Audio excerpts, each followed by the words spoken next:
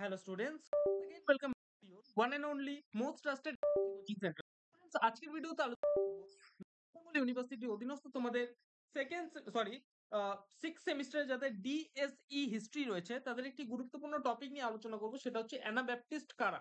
ঠিক আছে, এই যে টপিকটা রয়েছে 3 মার্কসের জন্য ইম্পর্টেন্ট একটা টপিক নিয়ে কিন্তু বিস্তারিতভাবে আলোচনা করব। ভিডিওটাকে লাস্ট পর্যন্ত দেখবে, খুবই ইনফরমেটিভ একটা ভিডিও। ঠিক আছে স্টুডেন্টস, তোমরা যদি আমাদের সাথে যুক্ত হতে চাও, জ্ঞানজ্যোতি কোচিং সেন্টারের পক্ষ থেকে প্রোভাইড করা 100% কমন সাজেশন এবং নোটস পত্রগুলো চাও, অবশ্যই যোগাযোগ।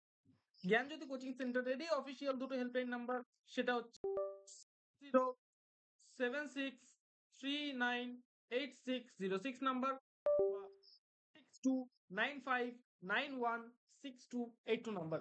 এই দুটো নাম্বারে যোগাযোগ করতে পারো। তোমাদের যেটা টোটাল রয়েছে শুধুমাত্র 499 রুপিস। ঠিক আছে, একটা সেমিস্টারে তোমাদের কোর্স ফি। বোঝা গেল?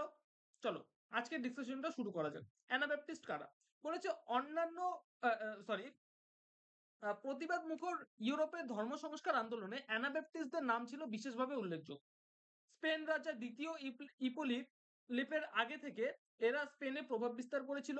স্পেনে তো বটেই, তার সঙ্গে সঙ্গে অন্যান্য যে রাষ্ট্রগুলো ছিল সেই অন্যান্য রাষ্ট্রগুলি খ্রিস্টান বিরোধী অ্যানাব্যাপটিস্টদের দমন করতে কিন্তু উদ্যোগী হয়।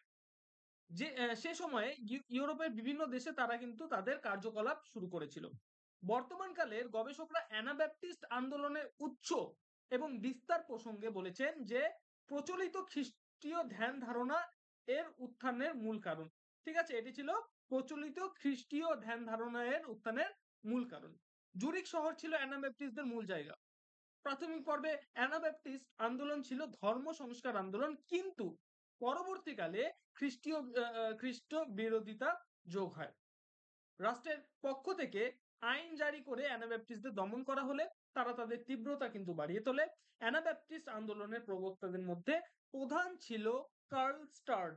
ঠিক আছে, তো স্টুডেন্টস, এই যে তোমাদের টপিক ছিল অ্যানাব্যাপটিস্ট কারা, এই টপিকটা নিয়ে আশা করবো কোনো কনফিউশন নেই। আর যদি কোনো কনফিউশন থেকে থাকে অবশ্যই কমেন্ট সেকশনে জানাতে পারো। ঠিক আছে, অথবা তোমরা কল করতে পারো আমাদের এই অফিসিয়াল আমাদের হেল্পলাইন নাম্বার দুটোতে। ঠিক আছে, আর আমাদের যে অফিসিয়াল ওয়েবসাইট রয়েছে সেই ওয়েবসাইটে ভিজিট করতে পারো। এই সমস্ত নোটগুলো ফ্রি অফ কস্ট যদি পেতে চাও তাহলে কিন্তু আমাদের ওয়েবসাইটে ভিজিট করতে পারো। এবং ওয়েবসাইটের যে ইউআরএল রয়েছে, আমাদের প্রথম ইউআরএল হচ্ছে, তোমরা যদি গুগলে গিয়ে যদি তোমরা লেখো GYANJYOTI জ্ঞানজ্যোতি.info দিয়ে যদি তোমরা সার্চ করো তাহলে কিন্তু আমাদের যে ওয়েবসাইট সেই ওয়েবসাইট হচ্ছে সবার প্রথমে র্যাঙ্ক করবে। এবং এছাড়াও আমাদের আরো একটা ওয়েবসাইট রয়েছে, গুগলে গিয়ে যদি তোমরা লিখো NILNIVA দিয়ে যদি তোমরা সার্চ করো তাহলে কিন্তু আমাদের আরো একটা ওয়েবসাইটে তোমরা পৌঁছে যাবে। তোমাদের দেখা হচ্ছে আর একটা নতুন ভিডিওতে নতুন কোনো টপিকের সাথে।